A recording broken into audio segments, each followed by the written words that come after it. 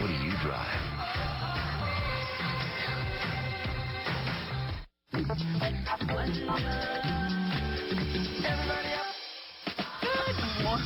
Good morning, everyone. What's going on? The director goes, all right, that's enough.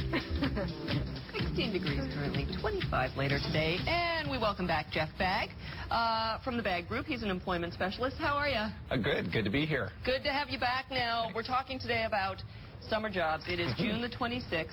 Yeah. So if you are a student who doesn't have a summer job yet, is it too late? Is it slim pickings? Well, I think you're definitely in the third wave. So a lot of the companies, the larger companies, started way back in April looking. The university students are out. They've been out and doing pounding the pavement. So you're probably looking at more of the high school students that are just finishing up now. They're in the third wave, and so there are still jobs out there, but they're going to have to work hard to separate themselves and to get the jobs that are left. Mm-hmm. How are people, when you say that, when they have to separate themselves, is it something that you do through social media now, or are we still sort of applying for jobs in the same old way where you pound the pavement and have a paper resume? You know what, I think a lot of people rely too heavily on social media, especially young people, and so it's time to go old school on this and to actually have resumes that pertain to the jobs themselves. Take the resumes out, hand them out, and see if you can actually meet with the hiring manager and go face-to-face. I think that will give you a real advantage over trying to apply through some other social media means. That's such a good point, because I remember as a student, I would literally hit store after store with my resume. And are you finding that young people are no longer doing that because they're relying on finding something on Facebook or Twitter or LinkedIn? Definitely. There's the path of least resistance. It's less scary to go out than to ask for the manager and try to meet with somebody. But I think that's how you're going to separate yourself, by taking the time. And also even customizing your resume, going out and learning what do they need in that particular job. And if it's customer service, make sure they don't have to look to the second page to find that. Make sure it's up and prevalent. Are there still some programs with the Government of Ontario that are available to people, or other programs? There are. So it's good to go and take a look. There's a provincial government site. There's the federal government. The library system has something called RAMP. YMCA has a site. And then even going and looking at staffing firms out there. They often have sites, and they're recruiting and looking for positions. So that's another option. I'm sorry. No, go ahead.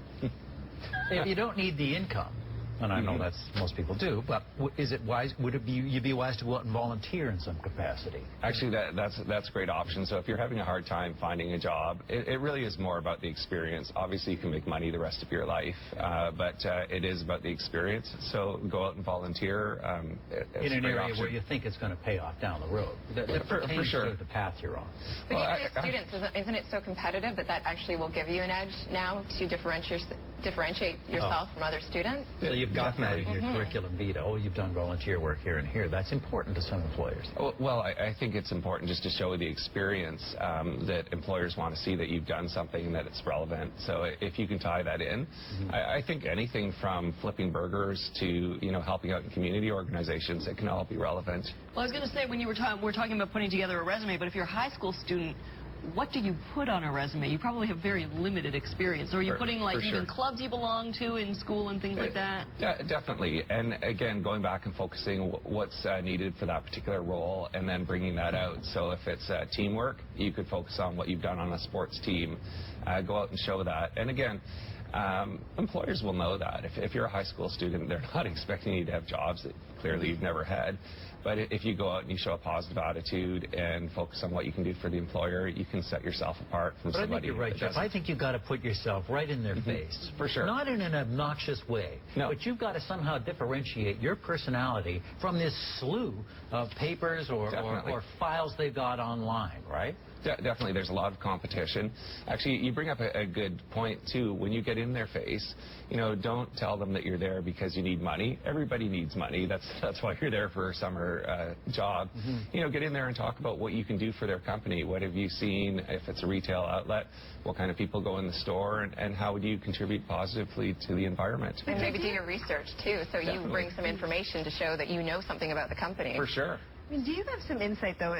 Most kids will say, okay, I'm going to work at a fast food restaurant or at the CNE or something like that. But do you have any insight into jobs that pay really well? Because, you can say don't worry about money, but it's a short season. And as kids, you do want to save up.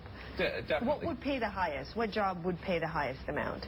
There's jobs if you can get them, and most of them I would imagine would be gone. But some of the ones that have to do with the government or quasi-government, municipal government, provincial government, parks, recs, lifeguards, Let's things talk like about that. some of the websites, too, that people might not be aware of. You have one, the Toronto Library has a good website for finding summer jobs called Ramp.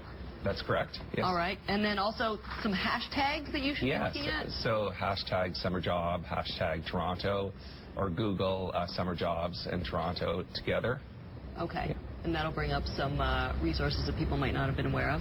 For sure. One of the frustrating things with some of these jobs that they're connected with government is there seems to be a high degree, and always has been, of nepotism in this. Definitely. You know what I'm saying? Oh, I got my nephew a job here pulling, daffodil bulbs out of the beds for 3 months or like that. Some of those jobs seem to be gone before they're even out there. For sure. So, maybe look more to the private sector. Again, I know this sounds self-serving, but I know that a lot of staffing firms are recruiting right now. And interestingly enough, I bought a company up in the north end of the city called Turnkey Staffing. They're recruiting in the auto parts manufacturing area. And some people are leaving their jobs right now during the summer to work for cash and do things like landscaping and other areas. Right. And that's actually leaving gaps where, they're recruiting quite heavily. And so there are opportunities out there. Getting out of that into the underground economy so they can save some tax money. And there's a few openings. You know what? People are doing that, but that's creating opportunities for students, so that's a positive thing. It's all good. Here you go. Geoff Bagg, thank you so much. He's an employment specialist with the Bagg Group. Nice talking to you. Thanks. Good talking to you. Just about 10 minutes before 8 o'clock. Now we're going to take a short break. You're watching The Morning Show here on Global.